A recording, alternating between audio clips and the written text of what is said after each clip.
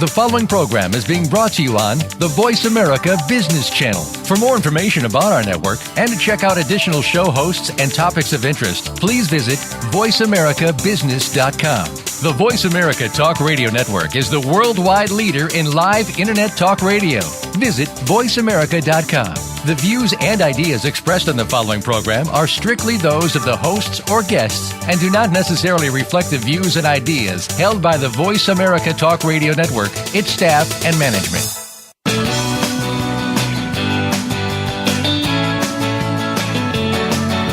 In the past few years, we've heard the term free agents and been told we would all need to become one in order to succeed.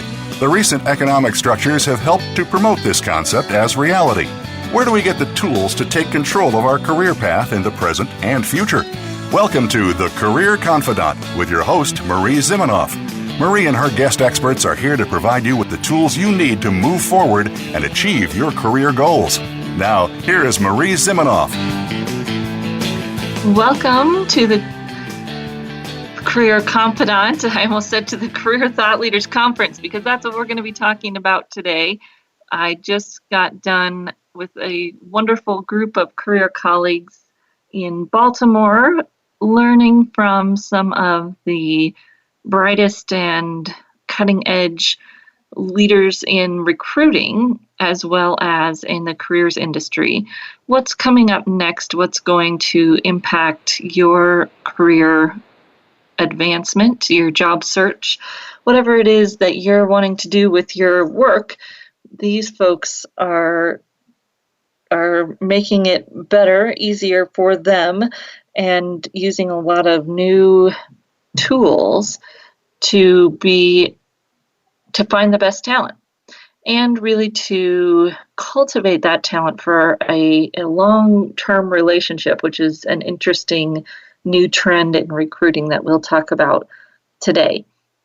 So the Career Thought Leaders group is a group of career coaches, resume writers, career counselors, leadership and development coaches, personal branding strategists who are really focused on helping individuals advance in their career. So from the figuring out what you want to do to writing your resume to personal branding and job search. And then in the leadership side of things, being a better leader, being visible as a leader, working your way up within a company, getting promoted, that's what this group is focused on. And so the conference brought in speakers who were really talking about the latest in trends for that range of activities, talking about trends in terms of what employers are looking for, how they're looking, and in trends in leadership. What's going on in leadership? What are those critical skills that people are looking for? And what are critical skills that leaders need to be more effective? So very interesting topics, 2 days packed full of content, all focused on helping people be better in their careers and be more fulfilled, more successful, and however they define that. So a wonderful group of people and a lot of good content. One of our speakers was an individual from the Recruiting Trends Conference that I had seen speak a little over a year ago, almost a year and a half ago now. And his name is Shally Steckerl. He is a sourcing expert. So one of those people who goes out and looks for talent for companies, those hard to fill roles. He's out there trying to find people and really recruit them away from their current company to something better. So if you are in a position where you would love that, right? Wouldn't we all love to be recruited into something better? Or if you just want to be visible and build your personal brand for your career advancement in general, he had some great tips for us. And we're talking a lot about social media because, of course, social media is your proactive tool in building your online footprint. And the better online presence you have, of course, the easier it is for recruiters to find you. And they are going to LinkedIn, but they aren't just going to LinkedIn, right? They are doing a lot of different things to find good talent. And especially when they're looking for hard to fill positions, oftentimes they know that LinkedIn is not the best place to go because people will not be responding on LinkedIn. People who are highly sought out won't be responding on LinkedIn. So if you are on LinkedIn and you get somebody who connects with you, if you simply respond, even if you're not interested at that moment, you may be building a bridge that can help you in the future. You will be among the few who actually respond to a recruiter who connects with you on LinkedIn. A lot of what being branded online is really about volume. It's about consistency. We all know that there's so much noise that we see every day that if you really want to be visible online, you want to build your online brand, a lot of it is about being consistent and saying the same things over and over again in different ways, of course, and sharing value in everything that you say, but in being consistent in sharing the same messages, same kind of messages, same kind of resources over and over again. What that means, of course, is that we have to have a clear target audience and a clear message. We talk about those a lot on this show, so it was nice for him to back that up, that if you want to be memorable, it's really about having good, consistent, valuable content. Doesn't mean that you have to put out a lot of the content, but it does talk about you sharing valuable content. And we've talked a lot about thought leadership on this show, of course, as well, but that is what recruiters are looking for. And if you want to build your brand, build your ability to get promoted in your current job, thought leadership is going to help you there too. Being consistent and clear in what you share, adding valuable information, having a position, all of those elements add up to you building your thought leadership in your business or in your position, in your career. So a few of the quick checklist types of things that he recommended were to buy yourname.com, so mariezimanoff.com. I own that URL. You can buy it off of any hosting service. I prefer Host Matters. You can use GoDaddy, whatever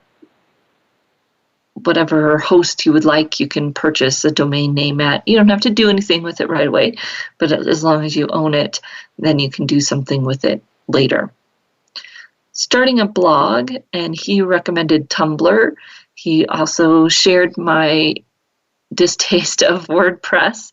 WordPress kind of lures you in that it's the most common and it's the easiest, and it really isn't. He recommended Tumblr. I would say depending on what you're going to do with the rest of your brand, that might be a good idea. There are also a lot of other website services where you can have a blog and have a little bit more of a website for yourself, growing in popularity with some of the changes in LinkedIn. So Wix.com, Wix.com is one of them where you can have a blog and build a nice little website for yourself, depending on what you want to do for your brand. There are services that help you see if your name is taken across social media platforms. So it will help you, well, one, see all the different social media platforms that are available, and two, it will help you see which ones your name might be available on so that you can build your online presence that way. Don't worry about getting involved in every little thing, but it is an interesting opportunity to just go and see what all is out there. One of the services, Knowem, so Knowem, Knowem.com will let you look at all of the different social mediums, Pinterest, Instagram, Twitter, and see where your name might be available. And then, of course, if you're going to create a website, you can do that, but you can also create a landing page for yourself on something like About.me or Hub Pages. About.me seems a little unprofessional to me when I go there and look at people's pages. Doesn't mean you can't have one there, but it will be a landing page that you'll direct people back to from your email signature, from your LinkedIn, whatever that might be. And you might say, well, I have a LinkedIn profile. Why do I need other pages? And part of that, with the changes that LinkedIn has made, we talked about a few weeks ago, really LinkedIn is limiting your ability to have content and to be content rich. So there may be an opportunity and a purpose today for having something in addition to LinkedIn, like About.me, Hub Page, or your own website on something like Wix, so that you can have a little bit more breadth about you than the new LinkedIn profiles are allowing. So this sounds like a lot of work, and I get that. It's a step-by-step process. It's the opportunity to start building an online presence for yourself so that you can be found when people are looking for someone like you. This can be helpful not only in a job search, but also in your current career. Think about your customers, your suppliers. They are checking you out, especially the younger buyers, younger partners in a supply chain are looking for you individually when they're deciding if they'll do business with your company. They're not just checking out the company today, they're also checking out you. And what will they find? How will they connect with you? How can you be more than just a part of the process, but actually a real individual they can build a relationship with and want to do business with consistently? So that is the opportunity with building an online presence. You don't have to do everything at once, but it's figuring out what the first steps look like for you. Do you think you would like to have a website? Would you like to have a blog?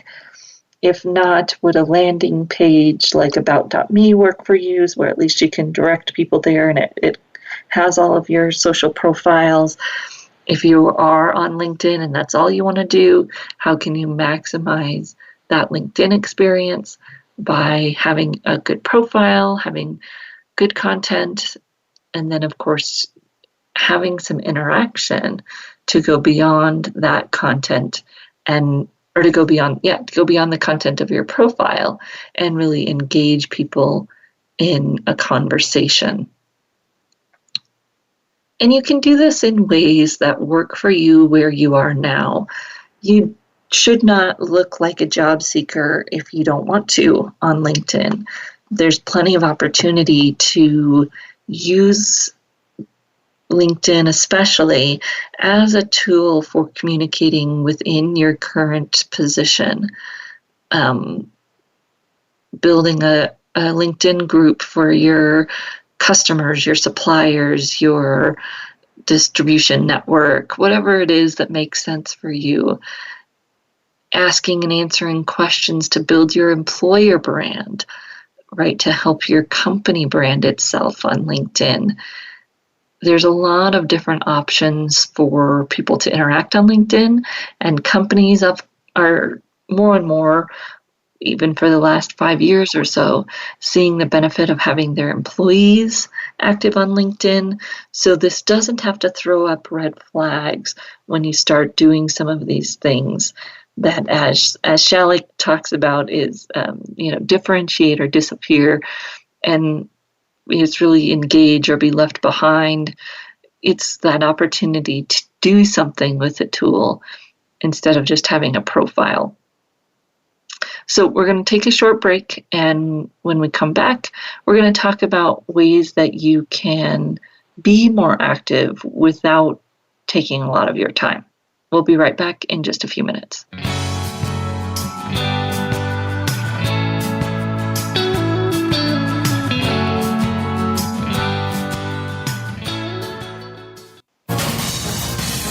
Voice America Business Network, the bottom line in business. You know that the career landscape has changed and that you need to be proactive about managing your career. You can have the foresight, skills, and confidence you need to take charge of your career and seize opportunities. A strategic advantage and career expert, Marie Zimenoff has helped thousands of leaders like you get focused, get found, and get hired. Visit getcareersmart.com to find out more. That's getcareersmart.com or call 800-521-2080 to schedule your complimentary consultation. How is your work-life balance? In most businesses, no matter where you are positioned, there is always room for improvement.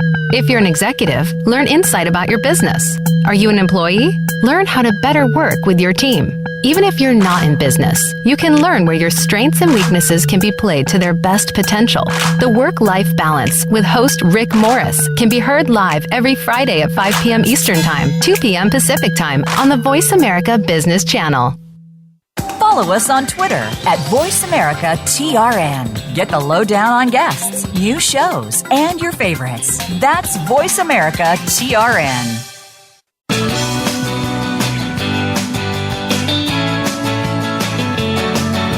You are tuned in to The Career Confidant with Marie Zimenoff.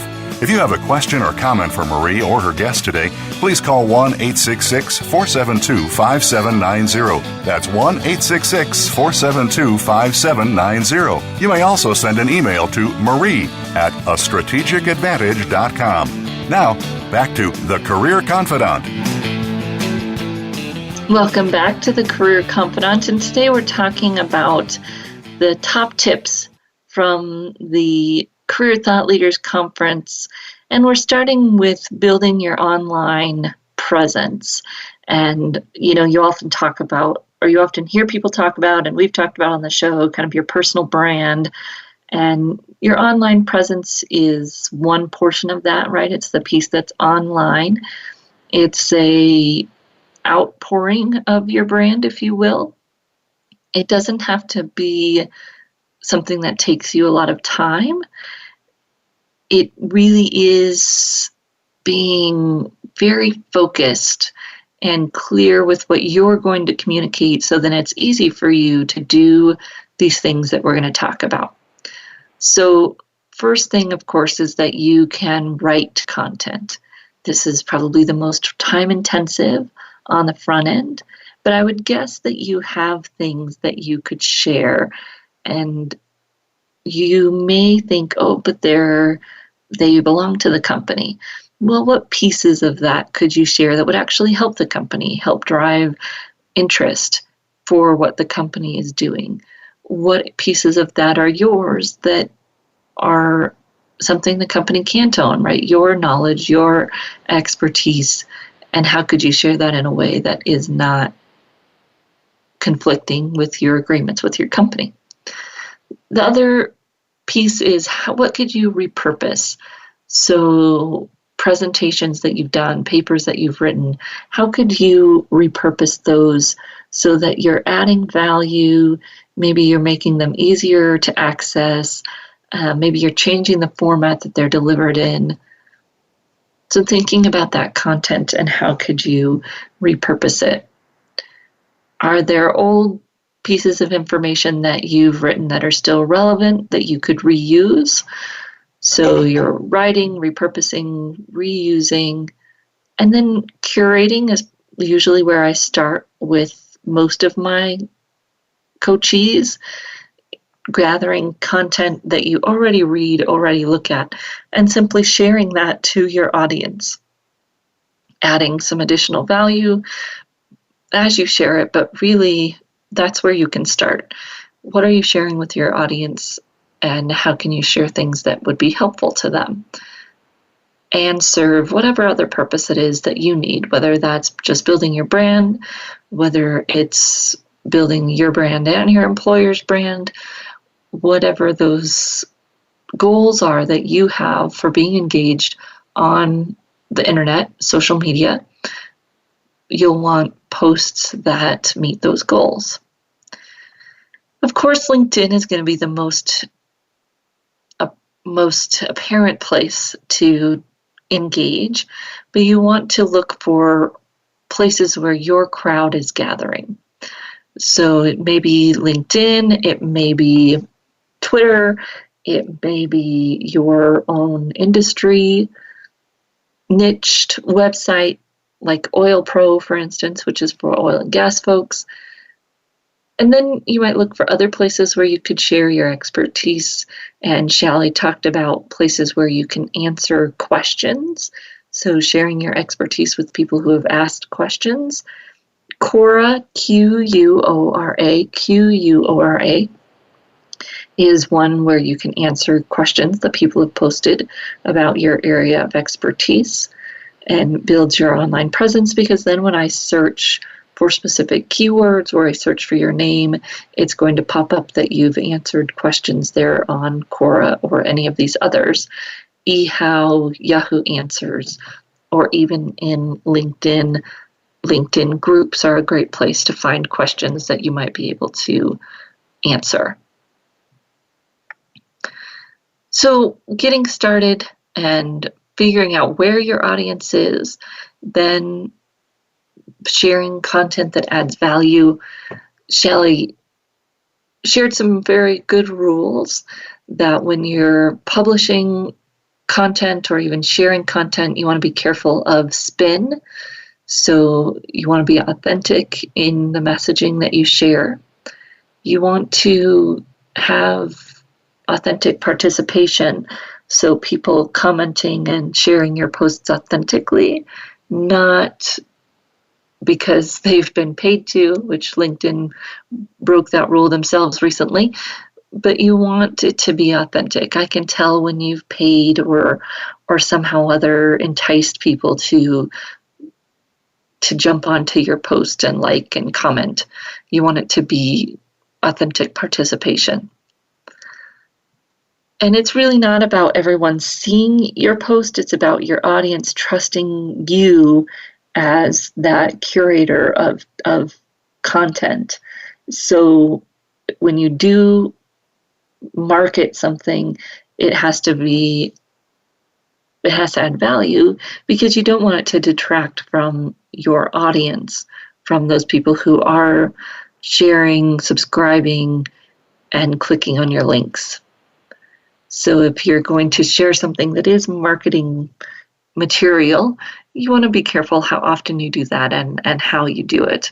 And I can tell you the number one way to lose contacts on LinkedIn especially is those mass sales emails, or even reaching out and not having a clear reason for reaching out, or not having a truthful reason for reaching out. I have people that contact me all the time and say, I see you're a leading professional in the health and wellness.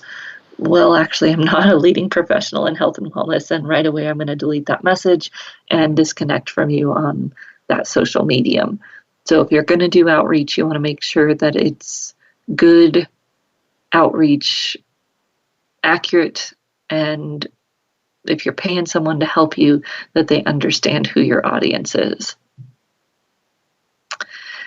So if you're trying to increase engagement, it's really about sharing, asking questions, answering questions, and responding when people respond to you, which sounds easy until you start to do it, and then you realize that if you're not really specific in your target audience, it can get out of control pretty easily. So when we're thinking about what to post and when to post, it's always, you can read a million things on when to post on each medium. It's really you to do the research, do some exploration, try it out and see if your target audience is there, if your competitors are there. What is it that you can add to the conversation? Use your own metrics. So see what your posts do, what kinds of likes and shares do you get on your posts and when. And, use small experiments to see if one post is doing better than another, for instance. When you're thinking about these social, or what would you say, when you're thinking about the online presence, I guess, a lot of it's social, but there's also other ways to be found by recruiters online, and we're going to dive a little bit into that in a minute. But being active in person, so speaking at conferences, doing things that are normal within your industry, or going above and beyond, perhaps getting involved in a professional association, all of those involvements create a breadcrumb for you online, that when I search for your name and I see that, oh, you're on the board for the Society of Mechanical Engineers, or that you've done a presentation recently at a conference for Supply Chain Group. Those all help recruiters build a true representation of your thought leadership.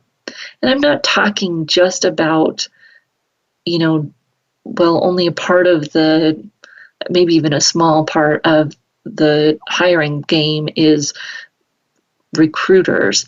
But what I'm talking about is, if it gets down to you and another candidate, and that hiring manager is trying to decide, they might not necessarily go online and see who's got more thought leadership.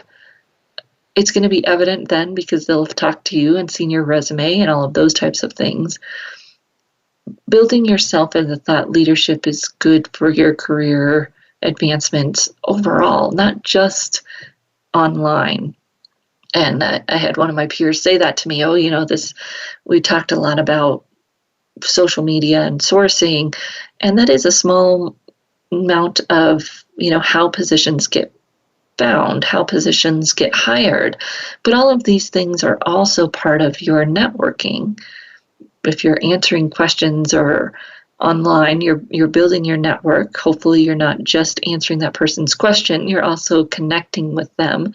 If you're doing a presentation or writing a paper, you're not just posting that online, but you're also connecting with your fellow professionals in your industry and building your network. And they all work together kind of as little drops in the ocean to eventually help you have a visible brand, both online and in person, in your industry, your company, or whatever it is, so that you have more social capital to use in your career. And that term is something that isn't used very often, but it really is your social capital, your relationships, and what people know about you, who knows you, and what they know about you, and then how they feel about you.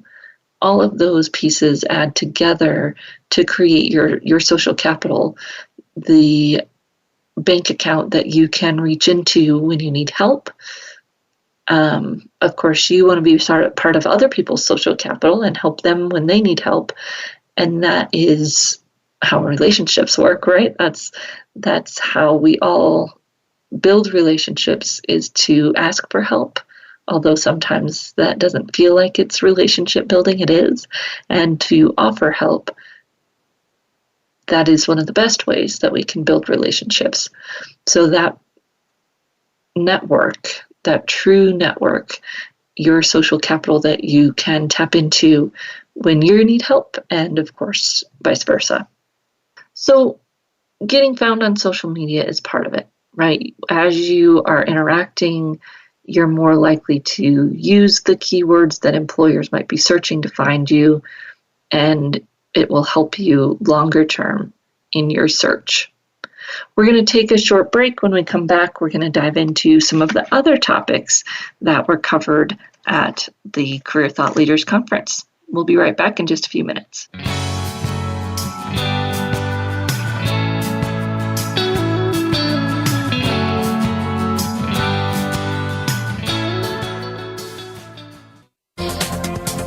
The business community's first choice in Internet Talk Radio.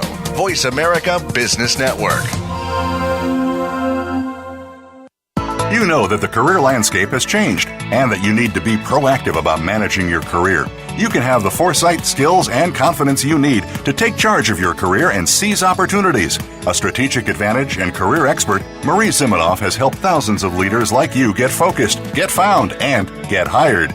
Visit getcareersmart.com to find out more. That's getcareersmart.com or call 800-521-2080 to schedule your complimentary consultation. We hear it and read about it every day in the news. America is heading over a fiscal cliff. Home prices are still receding and unemployment growing. How can you preserve and increase your wealth in this kind of economy? Tune in to Turning Hard Times into Good Times with host Jay Taylor. Jay will explain the decline of our monetary system and the economy and will give you winning investment ideas and the tools to protect and increase your wealth. Turning Hard Times into Good Times with Jay Taylor can be heard Tuesdays at 3 p.m. Eastern Time, 12 noon Pacific Time on the Voice America Business Channel. Think you've seen everything there is to see in online television? Let us surprise you. Visit voiceamerica.tv today for sports, health, business, and more on demand 24/7.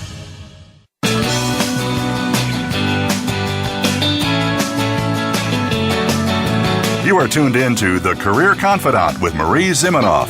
If you have a question or comment for Marie or her guest today, please call 1-866-472-5790. That's 1-866-472-5790. You may also send an email to marie@astrategicadvantage.com. Now, back to The Career Confidant.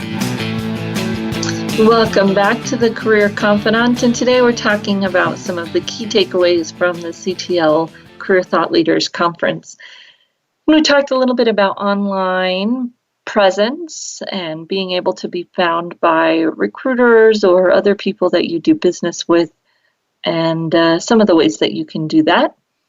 Now, let's talk a little bit about how things are shifting in terms of how you present yourself online. And this is hard for most of the people I work with to take your online bios, so your LinkedIn profile, your Facebook bio, which is becoming more visible as Facebook gets into the hiring picture and organizations try to figure out how to use that. But it's really getting out of the resume speak.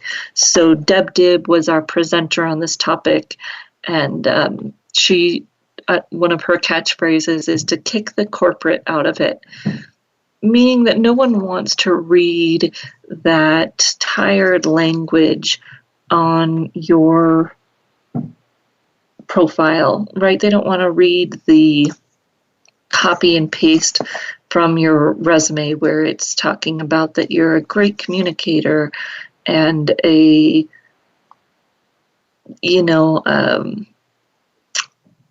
great communicator, results-oriented professional, whatever it is that you have on there, and I still see it all the time on people's LinkedIn profiles. It's getting out of that mindset and really thinking about how you can tell a story, talk in a real voice, almost like if I was to meet you on the street and say, oh, it's so nice to meet you. Tell me more about what you do. That's what LinkedIn profiles, Facebook profiles especially, are the opportunity for you to have a first-person conversation with someone online and to start that conversation through a profile that invites people to connect with you. And it's taking the language, writing it like you would talk, maybe even recording yourself and having it transcribed or something so that you can write in your own language instead of writing in that generic corporate speak that we're all kind of used to. This is challenging for most people because they do feel like it's expected that they have this very professional scrubbed down appearance online. However, that's not where the technology and the expectations of readers are. People are expecting it to be a digital handshake, as Deb talks about it. They're expecting it to be first person introduction, the opportunity to get to know you a little bit. And really, if you do any kind of website for yourself, whether it's your LinkedIn profile or we were talking about earlier, a Wix website for yourself, that's going to be the best voice. In an about page, you can have some pages that are more professional, but you want at least one page that really is first person introduction to yourself. And if you can do that via video, even that much better. Challenging and makes most of us get outside of our comfort zone, but really to get out of ourselves and help people meet us, which they can't do through that tired resume language. Resume language is fine for resumes. That's what it's there for. But when you're talking about a social media profile, people expect it to be more social. So let's talk a little bit about what is going on with recruiters, what they're really looking for. And this is a study done by RiseSmart, surveying 1,000 plus recruiters and asking them what they're looking for. So people all the time talk about, you want to be referred into a company. This just means that someone from that company recommends you to the hiring manager. How you meet this person can happen a lot of different ways. You could answer one of their questions on LinkedIn or Quora. You could go to a professional event and be a speaker or meet them in the crowd. It doesn't necessarily mean that it has to be someone that's in your inner circle, although that is the best place to start when we network. If you're very clear about your target audience, you can become a referral into a company in a lot of different ways. So recruiters see recruiting from referrals and networking themselves, so they go out and try to meet people. They see those sources produce good candidates 55% of the time for referrals and 40% of the time for networking. So pretty good. They're not in love with their databases, so applying directly to a company website. However, they do use them and they do like to hire people from there when they're a good fit. So if you're a good fit for a position at a company, do apply online. It actually is going to help. So out of these companies, 67% of them said that they do use their applicant tracking systems. They do use their database to look for a candidate. So that's helpful to know that if we apply online, we do have a pretty good chance of someone actually looking at that. What are the 3 things that are blind spots of candidates? This was a good question. And the highest ones rated here were poor interviewing skills, poor self-marketing, so don't know how to talk about their contributions both on paper or in person, and poor communication skills, so verbal or written communication. That's part of why they don't love it when you say that you have great communication skills, because everyone says that and then very few people actually do. If you have those things, you're going to be at an advantage. So one of the other areas that they asked about was taking people out of the running. So the 3 reasons for taking a promising candidate out of the running. The highest ones scored there were attitude, And it would be interesting to know exactly what attitudes they were talking about. Of course, we know we can go either way. We can be too much of a downer and not be excited enough. We can overdo it and be too hot on ourselves. So we want to think about, are we approachable and coachable in that interview process? Poor communication or presentation skills. More and more people are asking you to do a presentation as part of your interviewing process. And then obvious misrepresentation about experience. So saying that you know something and then not being able to speak to it in the interview. That's going to get you removed pretty darn quick. So when you're thinking about how you connect with recruiters, one of those points was about experience, but a lot of it is about your communication skills. Do you respond? Do you type in full sentences and use proper punctuation? Yes, those things do matter to employers. Of course, a lot of employers are using texting. So if you're texting, probably fine with some less formal language, but it can never hurt to use proper language and proper punctuation. And, lots of these, when you dig deeper into the data from the Rise Smart study, people are willing to hire individuals that are making transitions, but it's your ability to market yourself for that future position that will help them help you in making that transition. And people are looking for experience. So we have to walk that fine line, as we talked about a couple of weeks ago, in terms of aging ourselves on paper or in person. There's an opportunity to promote your experience without sounding outdated or playing into the other fears that employers have about hiring someone who's at the end of their career. A few tidbits here from this recruiter study. They were talking about, what speaks to you, what connects to a recruiter or a hiring manager.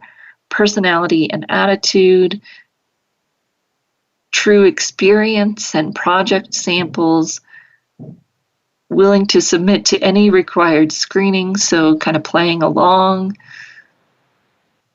realistic and relevant, have thought about your compensation and what you're looking for, and, really they want to connect with people who will be a good fit for their company.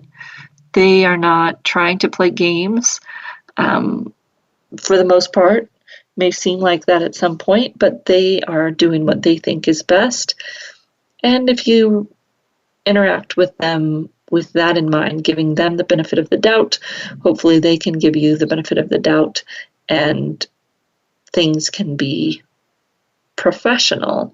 Oftentimes, although you wouldn't imagine it, I've seen recruiters and candidates talk about how things go to unprofessional much more quickly than you would imagine.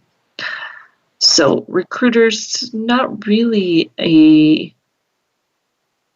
bunch of surprising things there, but that makes you see how easy it is when you're dealing with a recruiter or dealing with a hiring manager, how easy it is to stand out simply by having common courtesy, using good communication skills. And yes, in some ways there's a double standard that you're expected to do those things and they are not, right? They don't respond sometimes, or they take a long time. But if we bring an attitude of resentment about that to this conversations, it's really only going to hurt us. So last thing that we're going to talk about when we come back from our break, we're going to talk about some of the leadership trends that were talked about in the conference, both for leaders in dealing with resiliency and dealing with the virtual workplace. So we'll be right back in just a few minutes.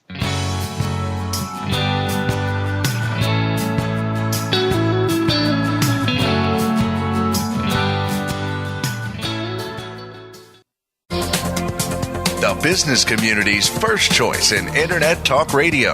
Voice America Business Network. You know that the career landscape has changed and that you need to be proactive about managing your career. You can have the foresight, skills, and confidence you need to take charge of your career and seize opportunities. A strategic advantage and career expert, Marie Zimenoff has helped thousands of leaders like you get focused, get found, and get hired. Visit getcareersmart.com to find out more. That's getcareersmart.com or call 800-521-2080 to schedule your complimentary consultation. Effective leadership is what will propel the world, organizations, and businesses through a range of dynamic changes. How do you keep up with these changes, build skills, and lead effectively? Listen for Innovative Leaders Driving Thriving Organizations with Maureen Metcalf. Maureen offers tools and engaging guests who are leaders in their field. With each week, you'll work on and improve your skills to lead with confidence and drive your organization's success. Tune in every Tuesday at 2 p.m. Eastern Time, 11 a.m. Pacific on Voice America Business. Become our friend on Facebook. Post your thoughts about our shows and network on our timeline. Visit facebook.com/Voice America.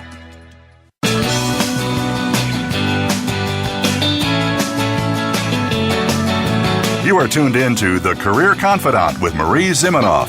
If you have a question or comment for Marie or her guest today, please call 1-866-472-5790. That's 1-866-472-5790. You may also send an email to marie@astrategicadvantage.com. Now, back to The Career Confidante. Welcome back to the Career Confidant, and today we're talking about some of the key takeaways from the Career Thought Leaders Conference in Baltimore this last week, where we were talking about hiring and how to get found online and branding, and we were also talking about leadership. And one of our speakers, Eleanor Bedford, talks specifically about the brain-based approach to coaching. And if you're involved at all in coaching, you know that brain-based coaching is the new hot thing. And the reason for that, of course, is that we know our brains and bodies are not two separate things. People talk about the mind-body connection, kind of silly, because of course they're all one. And our ability to manage our brain's response, our body's response, our fight or flight response is critical to good communication skills, to productivity, to good leadership. And Eleanor was talking about why this is. And really talking about having presence and power in our communications. And this goes hand in hand with emotional intelligence, right? If we're not clued into how we're feeling, and if we're not really present to understand how the other person is feeling, it's impossible for us to react well, communicate well, and have a good, intelligent interaction with that person. So Eleanor talked a little bit about presence and cultivating presence, talked about that ability to be resilient and its connection to our presence. And this all gets a little woo-woo for some of us. But when we do it and we really understand that it works, that our body, right, if we're hunched over and meek physically, we're going to have a hard time approaching a conversation in a confident way, verbally, and of course, non-verbally, which are both important. So she talked about that power pose, which is in a TED Talk by Amy Cuddy, really thinking about how we set our body to be confident.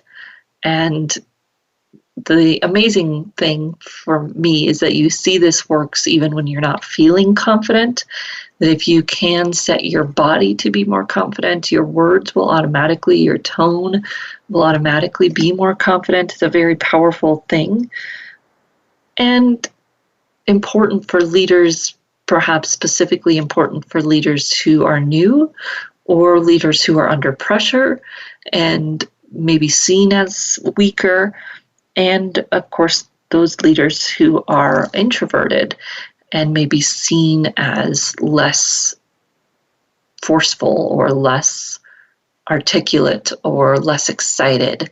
Having this physical presence is powerful in those interactions and in helping those folks be better leaders in a very simple way.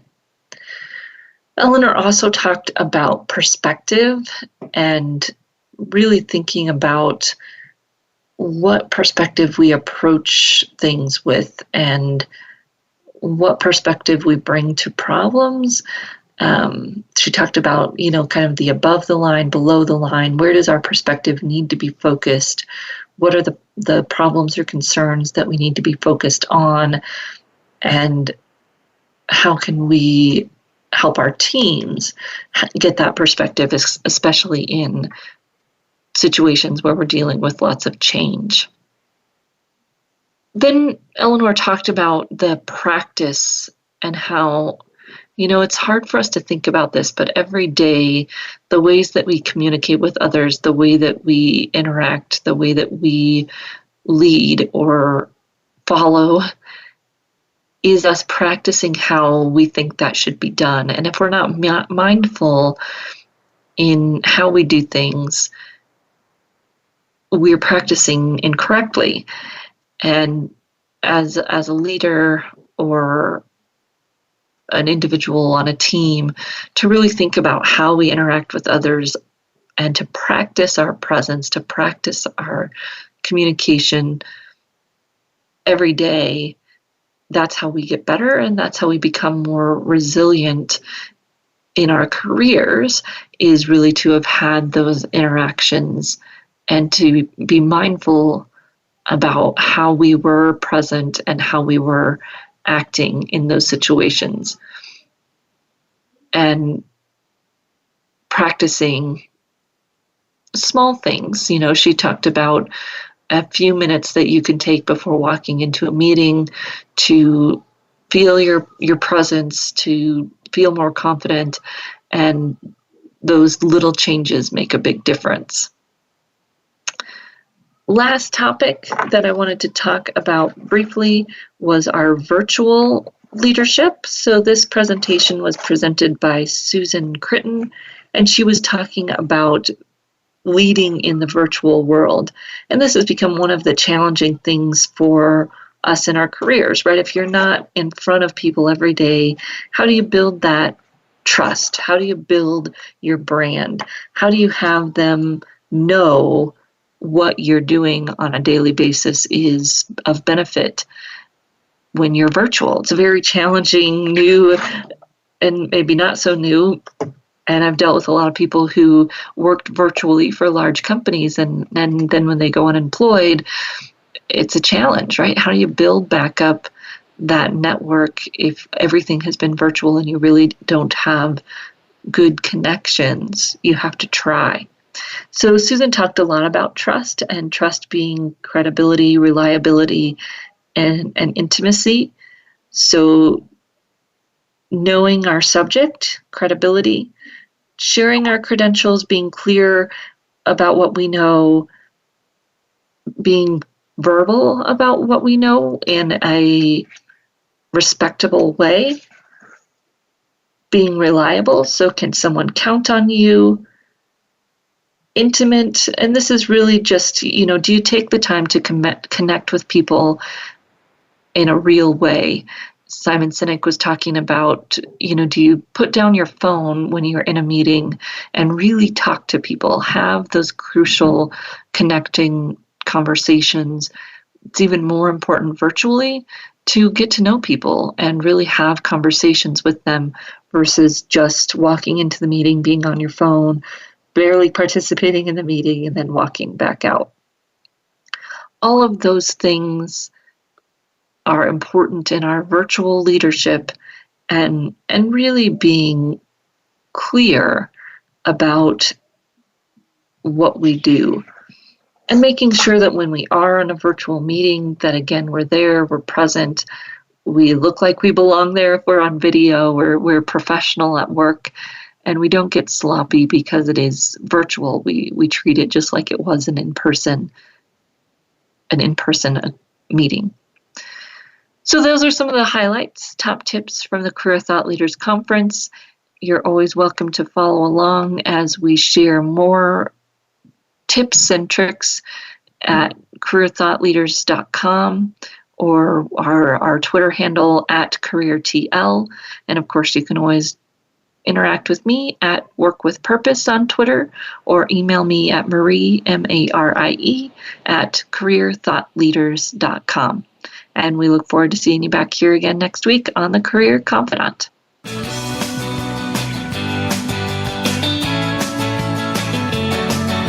Thank you for listening to The Career Confidante.